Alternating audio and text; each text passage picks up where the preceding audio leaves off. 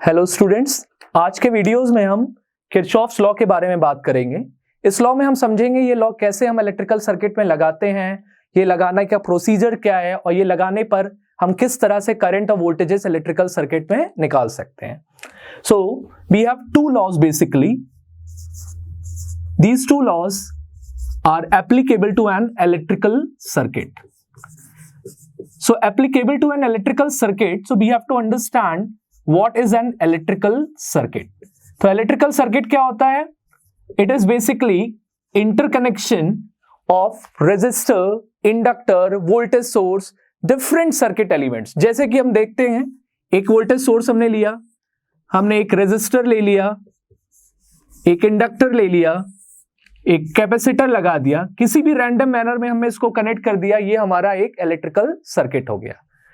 Now after electrical circuit we will try to understand few terminologies that are related to an electrical circuit. So let's see how we can define these terminologies. For example, let's see a simple electrical circuit जिसमें हम सिर्फ resistor और voltage source ही लेते हैं. तो हमने एक voltage source ले लिया, एक रेजिस्टर ले लिया, लाइक दिस. अब सबसे पहले हम यहां समझेंगे लूप क्या होता है. सो लूप क्या होता है, इस सर्किट को हम नेम दे देते हैं like A B C D E F. तो इलेक्ट्रिकल सर्किट में जो भी कोई क्लोज पाथ दिखे वो एक लूप होता है. जैसे कि देख लीजिए ए बी ई एफ ए, ये क्लोज पाथ हो गया, ये एक हमारा लूप हो गया. उसी तरह B C D E B, ये क्लोज पाथ हो गया, ये भी एक लूप हो गया. एक और हमें लूप दिख रहा है बड़ा वाला, A B C D E F A. तो इस सर्किट में हमारे कितने लूप हो गए? 3 लूप हो गए. अगली टर्मिनोलॉजीज हमें समझना है, वो है जंक्शन. अब जंक्शन क्या होता है? जंक्शन वो पॉइंट होता है जहां हमारे 2 से ज्यादा सर्किट एलिमेंट कनेक्ट हो रहे हो. जैसे कि पॉइंट बी देख लीजिए, यहां पे एक रेजिस्टर आ रहा है, ये रेजिस्टर आ रहा है और ये रेजिस्टर आ रहा है. तो 2 से ज्यादा सर्किट एलिमेंट्स कनेक्ट हो रहे हैं, ये हमारा एक जंक्शन पॉइंट हो गया. Similarly E is also a junction point. तो इस सर्किट में हमारे 2 जंक्शन है, let it be 2. Now the last one which we have to understand, that is the branch. तो अब देखते हैं ब्रांच कितनी है. ब्रांच होता क्या है?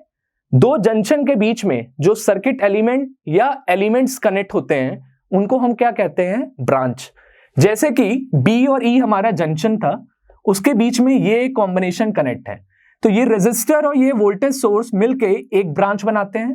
ये रेजिस्टर एक और ब्रांच है और ये वाला रेजिस्टर एक और ब्रांच है. तो कितनी ब्रांच हो गई हमारे इलेक्ट्रिकल सर्किट में? 3 ब्रांच हो गई. तो I think loop, junction and branch is clear to us. Now we are coming to the next part. Here we will discuss what are the necessary condition for a current to flow. So the necessary condition for a current to flow, मान लीजिए एक voltage source लगा हुआ है, हमारा यहां पे एक रेजिस्टर है और यहां पे हमारा सर्किट ओपन है. जब भी हमारा सर्किट ओपन होता है तो हमारा सर्किट का करंट हमेशा 0 ही होगा. तो अगर हम चाहते हैं सर्किट में करंट फ्लो हो तो सर्किट क्लोज होना चाहिए. Till the time it is not close, the current will be always equals to 0. दूसरा लॉ हम देखते हैं. एक रेजिस्टर लेते हैं, इस रेजिस्टर में हम मान लेते हैं करंट कुछ इस तरह से फ्लो कर रहा है. तो क्या रूल होता है? Current always flow from higher potential to lower potential. तो current left to right flow हो रहा है, मतलब लेफ्ट वाला एंड जो होगा हायर पोटेंशियल में होगा और राइट वाला एंड लोअर पोटेंशियल में होगा. हायर पोटेंशियल दिखाने के लिए हम प्लस साइन का यूज करेंगे और लोअर पोटेंशियल दिखाने के लिए हम माइनस साइन का यूज करेंगे. तो इस तरह से आप देख रहे हो हमने रेजिस्टर की पोलैरिटी भी मार्क कर दी. So if I know the direction of current, you can mark the polarity of the resistor. इसी तरह हम एक वोल्टेज सोर्स को भी देख लेते हैं. मान लीजिए एक वोल्टेज सोर्स है, इसके करंट बाहर आ रहा है और एक और वोल्टेज सोर्स ले लेते हैं जिसमें मान लीजिए वो जिस भी मैनर में कनेक्ट है उसमें करंट अंदर जा रहा है. तो चाहे करंट बाहर आ रहा हो वोल्टेज सोर्स से या अंदर जा रहा हो, irrespective of the direction of the current, the polarity of a voltage source is fixed, this end is plus and this end is minus. तो हमारा वोल्टेज सोर्स में पोलैरिटी करंट पे डिपेंड नहीं होती है, that is fix, but resistor में हमें देखना रहता है करंट का क्या डायरेक्शन है, उसी हिसाब से हम पोलैरिटी मार्क करते हैं. So next we are going to discuss the first law of the Kirchhoff. तो पहला लॉ जो किरचॉफ का होता है दैट इज Kirchhoff current law. So that is short form is KCL. Kirchhoff current law stand for KCL. It is based on law of conservation of charge. So it is based on the law of conservation of charge. यहां पे हम law क्या है, the sum of incoming current is equal to sum of outgoing current at a junction. तो अगर हम एक junction की बात करें तो जितना करंट अंदर आ रहा है उतना ही करंट बाहर जाएगा. इसको एक एग्जाम्पल पे समझते हैं. मान लीजिए एक पॉइंट में मैंने कई सारे रेजिस्टर कनेक्ट कर दिए लाइक दिस. इसमें हम रैंडम मैनर में करंट के डायरेक्शन को अज्यूम कर लेते हैं. मान लीजिए I1 ये था, I2 ये है, I3 ये है, I4 ये है और I5 ये है. सो अब हम सबसे पहले देखते हैं कौन कौन से करंट अंदर आ रहे हैं, इनकमिंग करंट कौन है. तो I1 is incoming, I2 is incoming, I5 is incoming. तो sum of the incoming current will be what, I1 plus I2 plus I5. And what are the sum of the outgoing current?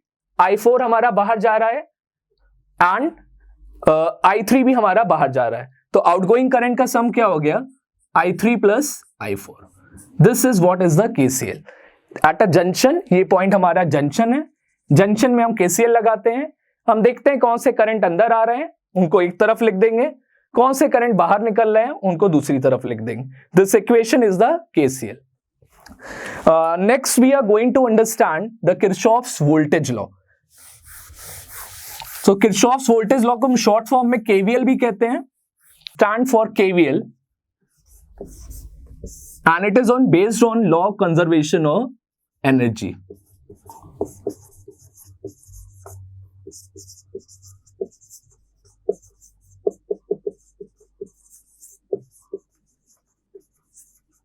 So it is based on the law of conservation of energy. क्या कहता है ये law, algebraic sum of voltages in a loop is equal to 0. इसका मतलब समझने के लिए हम एक सर्किट ड्रॉ करते हैं सिंपल सी.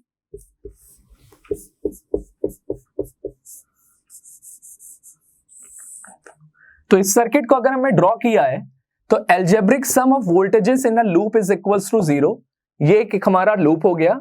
ये कहता है the voltage across this voltage source, the voltage across let this resistor R1 and the voltage across this resistor R2. इन तीनों का अगर हम एल्जेब्रिक सम करते हैं, voltage across the voltage source V, voltage across the R1 and voltage across R2, इनका algebraic sum करेंगे so it will be always equals to 0. ये होता है हमारा KVL. So we will see and we will see how to apply it. Before that we have to understand the concept of sign convention. जब हम ये voltages add करेंगे तो हमें sign convention को देखना होगा हम कैसे लगाते हैं इसमें. So let's understand the sign convention. Before we do the question on KVL, हमें समझना होगा कि sign convention क्या होता है.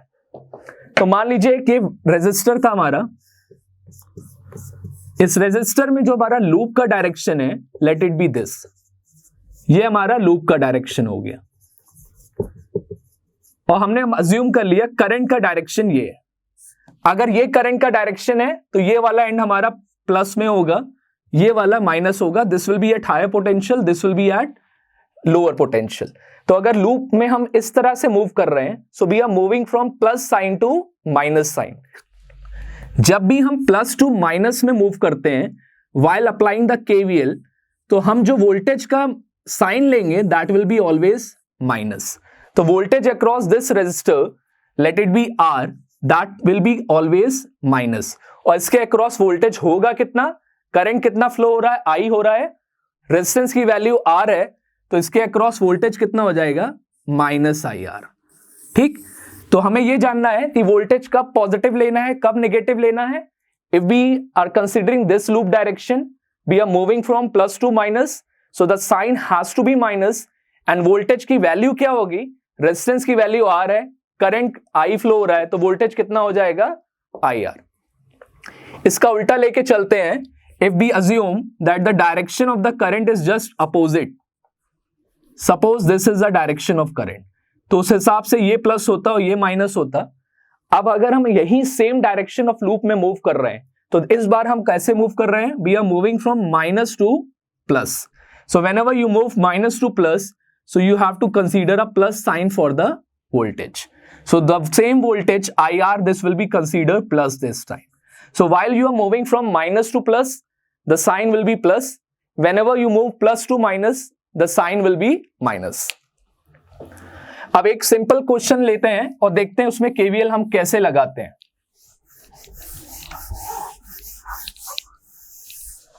तो जैसे कि हमने एक सर्किट लिया था, the same circuit we are taking and we will see step by step how you can apply a KVL over here.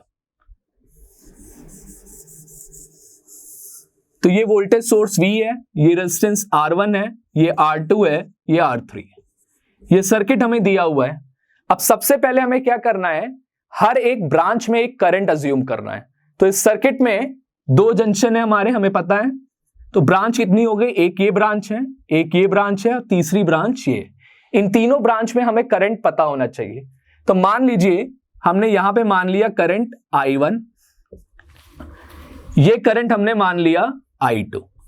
तो I1 करंट यहां पे आया, I2 नीचे चला गया, तो कितना करंट बचा, I1 minus I2. Now we are going to apply a KVL in a loop A, B, C, D. इस लूप में हम KVL लगाने जा रहे हैं. Let's start from a point D. So while we start from a point D, before that we should know the polarity of the resistor R1, R2 and R3. तो वो हम बड़ी आसानी से लिख सकते हैं. R1 में current left to right flow हो रहा है, तो ये वाला प्लस होगा, ये माइनस होगा. R2 में करंट ऊपर से नीचे जा रहा है, तो ये प्लस होगा, ये माइनस होगा. R3 में करंट ऊपर से नीचे जा रहा है, तो ये प्लस होगा, ये माइनस होगा. तो सबसे पहले हमने करंट अज्यूम किया, फिर हमने हर रेजिस्टर में पोलैरिटी मार्क कर दी. अब हमने loop A, B, C, D, A में हम KVL लगाने जा रहे हैं और हम D पॉइंट से शुरू कर रहे हैं. D पॉइंट से हम ऊपर की तरफ बढ़ते हैं, तो पहला जो एलिमेंट है वो वोल्टेज सोर्स है. तो वोल्टेज सोर्स में अगर हम मूव करते हैं नीचे से ऊपर, so we are moving from minus to plus. So for minus to plus, we know the sign has to be plus. So it will be plus V.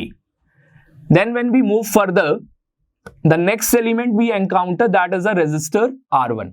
तो R1 में हम प्लस टू माइनस दोबारा move कर रहे हैं, तो minus sign up की लेंगे और इसके अक्रॉस वोल्टेज कितना हो जाएगा, करंट कितना है I1, रेजिस्टेंस कितना है R1, तो वोल्टेज हो जाएगा I1 इंटू R1.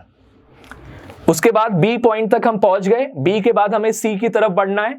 तो जब हम B से C बढ़ते हैं तो हम कैसे मूव कर रहे हैं, R2 के थ्रू, प्लस टू माइनस. तो दोबारा प्लस टू माइनस है, तो साइन क्या हो जाएगा, माइनस, और इसके अक्रॉस वोल्टेज कितना हो जाएगा, I2 into R2, that is equals to 0. तो पहले लूप में हमने KVL इक्वेशन लिख ली, A, B, C, D. A loop में हमने देखा, हमने KVL इक्वेशन लिख ली. अब अगला लूप देखते हैं. अगले लूप में हम देखते हैं कैसे हम KVL लिख सकते हैं. तो we start from a point B. So let's see, B से E में गए. जब हम E से F में जाते हैं तो पहला हमें रेजिस्टर मिलता है R3. इसके लिए हम प्लस से माइनस मूव कर रहे हैं, तो साइन क्या हो जाएगा, माइनस हो जाएगा, और इसके अक्रॉस वोल्टेज कितना हो जाएगा, that will be the current multiply by the resistance. तो करंट कितना फ्लो हो रहा है, that is I1 minus I2. तो I1 minus I2 is the current flowing through a resistor R3 and this is the resistance value. तो हम E से F तक आ गए, F से C आए, और जब वापस C से B जाते हैं तो रेजिस्टर R2 मिलता है. और C से B में हम जाने पे दौर पे माइनस से प्लस मूव करते हैं, तो माइनस से plus means there will be a plus sign and the resistance R2, current इसमें I2 फ्लो हो रहा है, so it will be plus I2 R2. So this is how we can write down the KVL equation. तो हमने KCL के बारे में understanding ली, हमने देखा हम KVL इक्वेशन कैसे लगाते हैं. Now let's take one practical circuit and see how we can get the answer. Question हमारे किस तरह के आते हैं इसमें.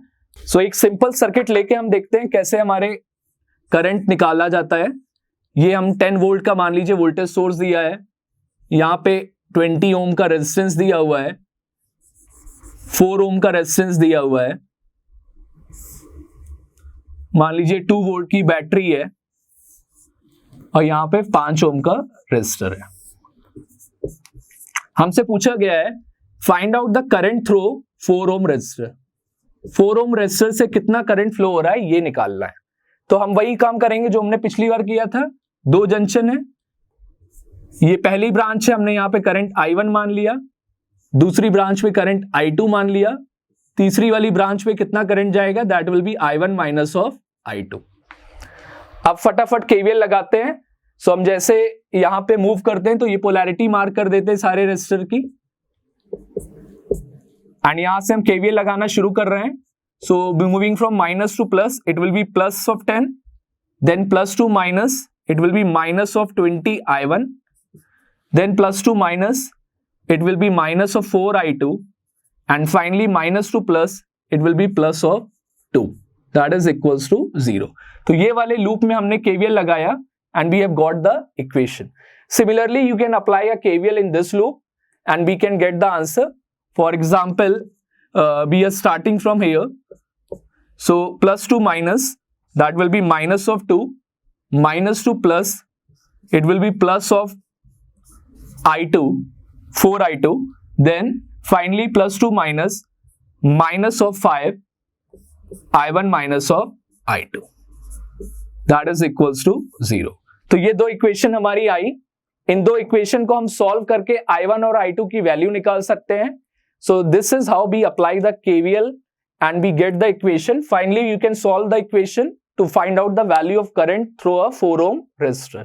So this is, we have understand the KVL and KCL. So hopefully this video will be useful to you, and please like the video and subscribe our channel. Thank you.